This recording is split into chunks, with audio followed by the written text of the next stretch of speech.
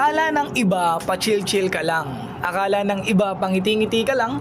Akala ng iba, patawa-tawa ka lang. Pero yun ang akala nila. Hindi nila alam na sa kabila ng pagngiti mo, pagiging masaya mo, sa likod nun may mga problema na hindi mo alam kung ano yung gagawin mo.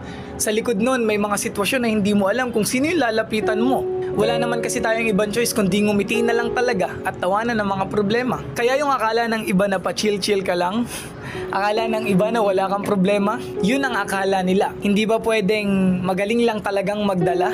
Kasi wala namang option kundi lumaban eh. Kaya ikaw na nanonood, alam ko sa kabila ng pagngiti mo, may mga problemang hindi mo alam kung paano mo susolusyonan. May mga sitwasyon sa buhay mo na hindi mo alam kung sino yung lalapitan.